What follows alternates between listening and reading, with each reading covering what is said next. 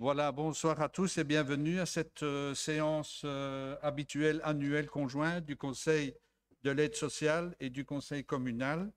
Alors, avant d'aborder à proprement dit cette séance, je vous prie de bien de vouloir excuser l'absence de mesdames Corda, de Madame Louvrier et de Madame Iwasco, ainsi que l'absence de Monsieur Brunner pour ce qui concerne le Conseil communal et l'absence de Madame Yasmine Busselin pour ce qui concerne l'aide sociale.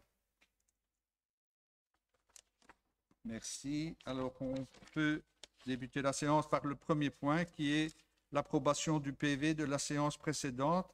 Pour rappel, mais je suppose que vous vous en souvenez tous, c'est la séance du 26 octobre 2020. Est-ce que par rapport à ce PV, vous avez des remarques et commentaires? Si pas, je propose alors d'adopter le PV. On va faire deux votes formels. Est-ce que par rapport à l'approbation du PV, est-ce contre? Abstention? Unanimité, je vous en remercie. Et on va aborder le point 2. Il s'agit du rapport annuel relatif aux synergies entre la commune et le CEPAS pour l'année 2021. Monsieur le Président, juste noter, moi ici, Madame Bray, Oui, juste noter que comme je n'étais pas là, je m'abstiens pour le PV du MOPEF. merci. Et donc, j'ai le plaisir de passer la parole pour le point 2 à Monsieur Bastien, donc président du CPAS. Voilà, c'est une obligation annuelle, vous le savez, donc de présenter ce rapport de synergie. Je vais rappeler donc succinctement la procédure qui mène à celui-ci. Donc tout d'abord, dans un premier temps, les directeurs généraux de la commune et du CPS se sont réunis afin d'établir un projet de rapport de synergie sur les synergies existantes ainsi que sur les synergies qui pourraient être envisagées. Une fois ce rapport établi, donc celui-ci était soumis au CODIR commun pour avis et l'avis rendu était un avis favorable. Et la seconde étape était donc la soumission au comité de concertation qui n'a pas fait de remarques et qui l'a validé telle qu'elle.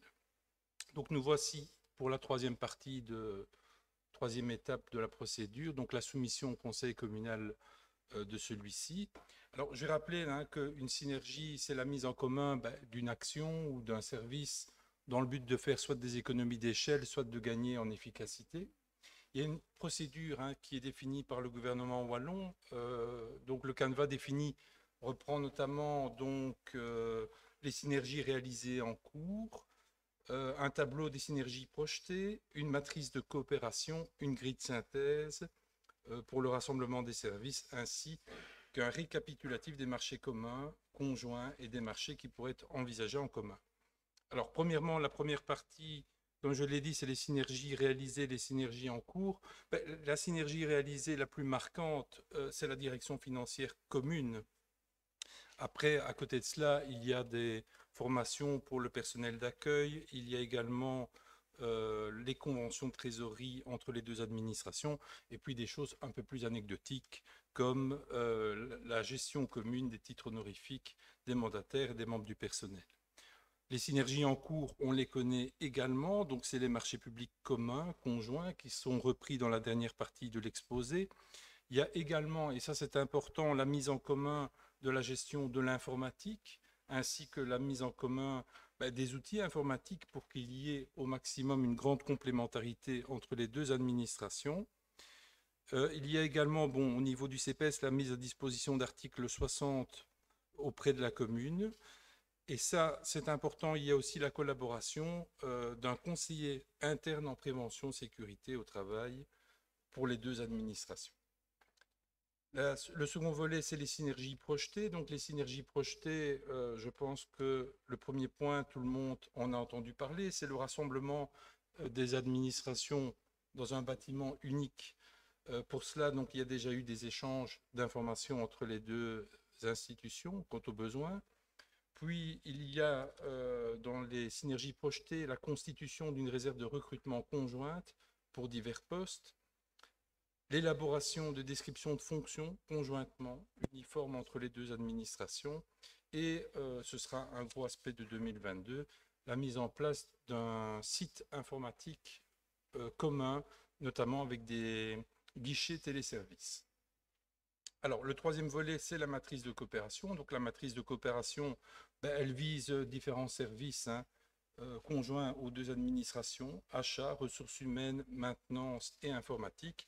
Et selon donc, le canevas défini, les services sont évalués sous 6 critères, donc allant de 0 à 5 et définissant sur certains aspects le fonctionnement, le management, les compétences, formation du personnel, la formalisation et les ressources et outils de gestion budgétaire, définissant où on en est exactement, tout en sachant que 0 étant l'inexistence d'efficacité et 5 étant quasiment le stade de la fusion, puisque la collaboration est totale, c'est une intégration au niveau 5.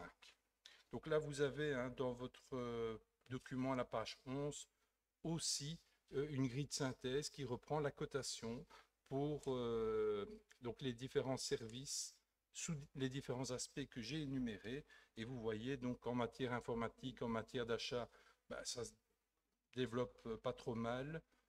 Et au niveau ressources humaines et maintenance, là, il y a encore des progrès à réaliser.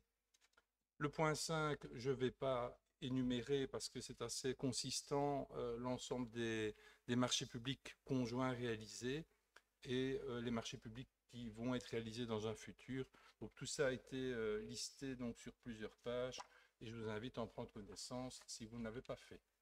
Voilà, si les directeurs généraux respectifs qui ont élaboré ce rapport souhaitent apporter des renseignements complémentaires, je les invite à le faire maintenant. Ou à se taire, peut-être pas à tout jamais, mais à se taire pour cette séance en tout cas. Monsieur le bourgmestre. Voilà.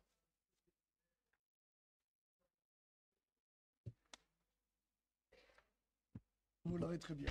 Quelqu'un a une question à poser. Et d'abord, les membres du CPAS, ils ont quelque chose à ajouter. Moi, je crois que le rapport est significatif et qu'il nous exprime bien tout ce qui se fait en matière de collaboration. Merci, Monsieur le Président. Merci, Monsieur le Bourgmestre. Est-ce que par rapport à ce point, vous avez des remarques, interventions? Si pas, alors je propose de passer à un vote formel puisque ça doit être fait. Donc, épreuve contraire, abstention. Et je vous en remercie. Et donc, ce point termine la séance commune. Nous allons aborder la séance du conseil communal, mais les membres du conseil peuvent rester à la séance du conseil communal s'ils le désirent. Merci.